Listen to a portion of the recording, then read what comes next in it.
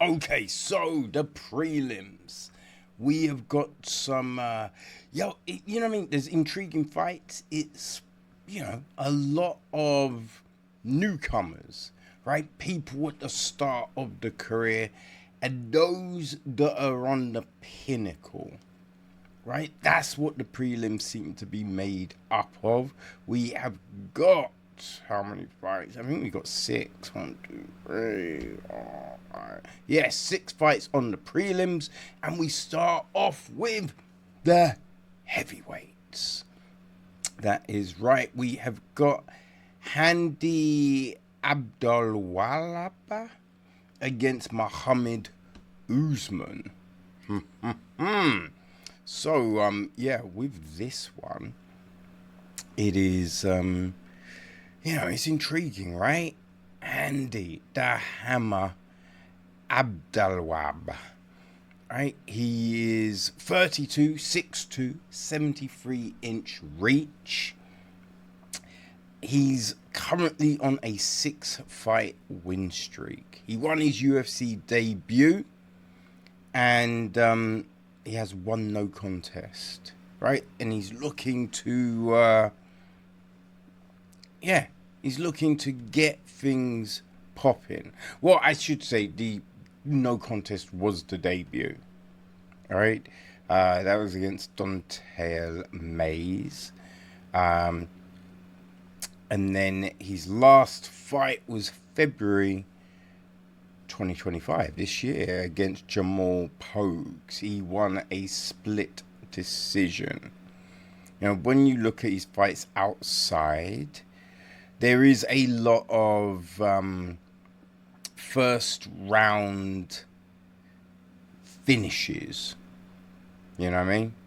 Likes to take care of business. He has gone free, but not that often, right? Not that often. Knockout, right? Winning with strikes, that seems the way he likes to get things done. Now, across from him, we have Muhammad Usman, right? The motor, right? So we got the hammer against the motor. Muhammad is 36, 6'2", 79-inch reach. He's coming off 2 losses, coming off 2 losses. He's 3-2 in the UFC, right? He lost to Thomas Patterson in July 2024, and in March 24 he lost to Mick Parkin. Muhammad won the Ultimate Fighter like his brother, knocking out Zach Pogues in the final to win it. I think he works with Rashad Evans, right? So he's got his brother Rashad. There's a lot of experience and influence around him, and he's not had a whole heap of fights, but he's had more than the hammer. I do find it interesting his nickname's the motor, because he does slow down. He does gas. You know what I mean? But with the more experience, I would expect Muhammad to walk away with the victory here. All right? But we will see. So next up, we got the flyweights. We have Tagir Ulanbekov against Azat Maktoum. All right, so let's take a look, right? So Maxim, right? Azat Maktoum. I don't even know how to pronounce his nickname. It is, it's like Qazaq. Quazag. I don't know. I'm rubbish with pronunciation, people. He's 35'7", 70-inch reach, coming off a loss in his last fight. So he is currently 1-1 in the UFC. So that was a loss to Charles Johnson. And Charles Johnson, he's legit, so there's no shame. That was February 2024. Went to a decision. He won his Debut against Tyson Nam. Split 3-rounder. That was July 2023. So before that, before coming into UFC, there's a lot of stoppages. Now, he's got a mixture of like knockouts, TKOs, and subs. Probably more subs than anything else, though. But it is pretty evenly split. Just with that leaning towards subs. Now he's going up against Tagir Ulanbekov, who 33, 5'7", 70-inch reach. He's on a 3-fight win streak, and he is legit. He is very legit, right? He is currently 5-1 in the UFC. So last time out, he beat Clayton Carpenter. That was in January 2025. Before that one, he beat Cody Durden, submission. Nate Manzes, submission. Right, beat Alan Nascimento, who we saw recently. Right, got a split win over him. He did lose to Tim Elliott. But Tim Elliott, very underrated, I think. Very underrated. Beat Bruno Silva in his UFC debut. So, I mean, you can look and, see that Maxim does like a submission, but so does Ulanbekov. Right? So does Ulanbekov, and he's been getting them at a higher caliber of opponent, let's say.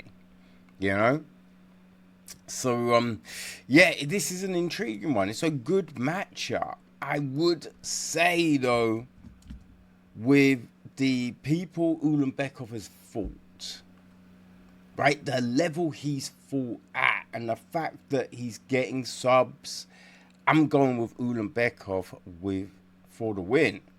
Right, so we have 2 women's bantamweight fights back to back. Right, so we start off with Irina Alekiva, I think, against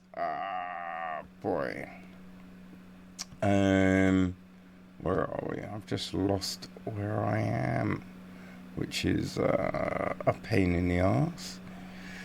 Okay.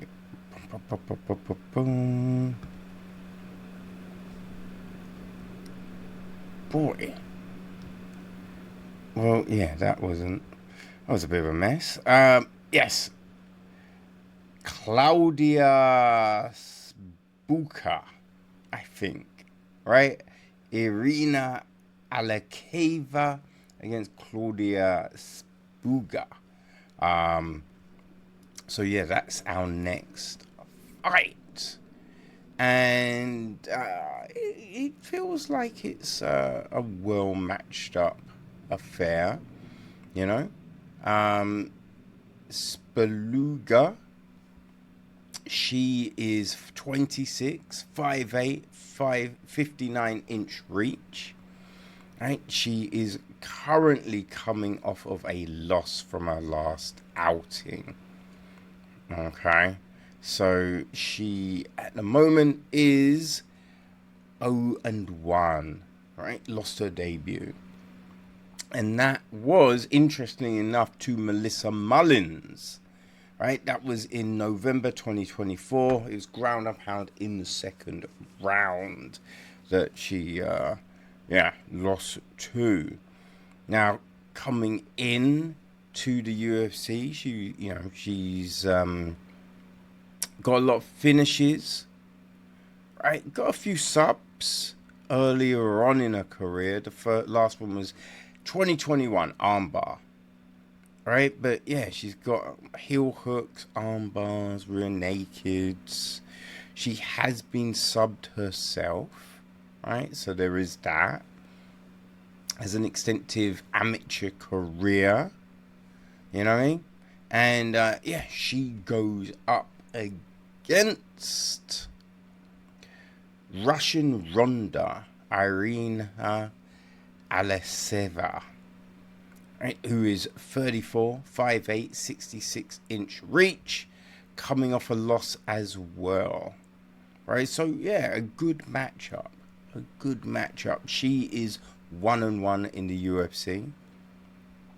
And her last fight and loss was also to Melissa Mullins. Right, that was October 2023. So she's been out for a minute. Right, now she won her debut, beat Stephanie Egger via knee bar in the first round. That was April 2023. Yeah, like outside the UFC, you know, she's like her opponent. She's got a few subs, right? Got a few subs. It's, you know, as I said, it's a well balanced fight. I think the thing that will speak to how this goes, right? It's that layoff, right? It's kind of how will Alakiva look on the scale. Now, she missed weight for a UFC debut. You know, she was okay for the Mullins fight, but missed weight on the debut. And being away for, 2 years, essentially, is she used to the weight cut, right? Is she going to have any issues? You know what I mean? Like, is she going to have some ring rust? Those are the things. And, yeah, when you look at it, Spulga, she's fought more recently. So I think the safe bet is going with Claudia Spulga. Because they are so well matched. The real difference is activity, right? So I think in that one we go with Spulga. So our second women's bantamweight fight, interesting enough, features, right, the woman that beat the last two opponents, right, Melissa Mullins. And she's going up against Dara Zelznikova. That's a tough one. That is a tough one, people. Right, so no mess, Mullins. Right, no mess, Melissa Mullins. She's 33, 5'7", 68-inch reach. Coming off a win in her last one. You know what I mean? She currently rides a 2-1 record in the promotion. So, her last fight was Spulga, right? Beat her in November 2024. Right, she lost to Nora Cornell, second round, April 2024. Nora is a good fighter, and Mullins did miss weight on that one. But, the Spulga, actually she missed weight on the Spulga fight as well. So, yeah, that could be an issue. I think she made weight previously, so it's only those two occasions where she didn't make weight, right? So it's like, how will this go? Now, interestingly enough, this is a rematch. You know what I mean? These girls fought back in November 2022. Now, Mullins won via ground and pound in the first round. So, that's very interesting. Like, that is a very interesting situation. You know what I mean?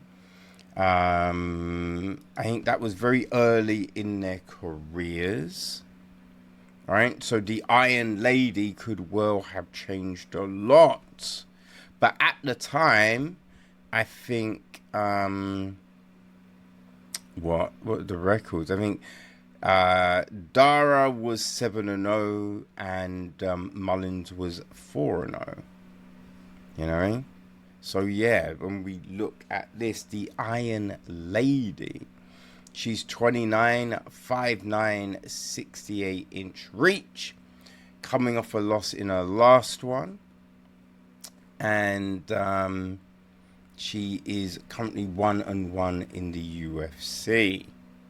Right? Her last fight was Aline Perez, lost to an arm triangle in the first round. That was September 2024. Right? Her debut was against Montserrat Randon. That was March 2024. Got a unanimous decision there. So, yeah, this very intriguing. Right? For Dara, that loss was only, what, 3 fights ago. You know? 3 fights. She's fought 3 people since that first fight with Mullins. Right? And Mullins has fought several people. She is fought... Wait, let's have... Actually, I might have made that up. 1, 2, 3... Actually, no. They both fought the same amount of people. Yeah. Interesting. So, I think, you know, on balance, how much has changed? Right? How much has changed? I mean, the big thing is Mullins has a few extra fights in the UFC, right? With that higher level of competition, doing a thing. So, yeah, I think it's probably going to be the same result. So, yeah, I'm going to take Mullins again for the win. So now we move to the middleweights. Yes, we got the 185ers.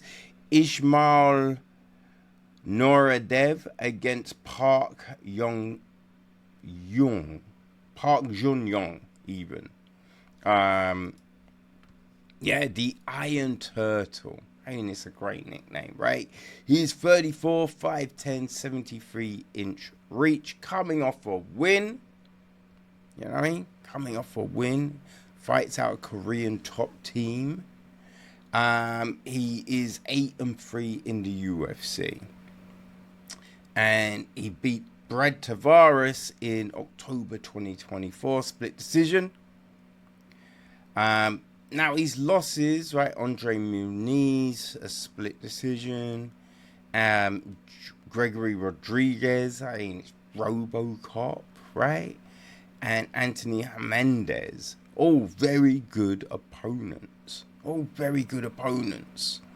know, he's beaten Marc-Andre Barrier, John Phillips, Tafon Nokwai, Eric Anders, Joseph Holmes, right? Dennis Tulalin, Albert Durev. You know, he's beaten some good people, and Brad Tavares. So, yeah, the turtle ain't messing around, people.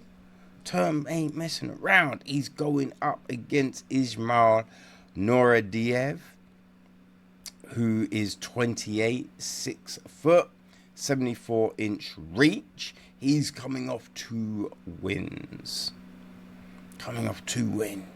He is 3-2 in the UFC. Right, beat Bruno Silva in October 2024.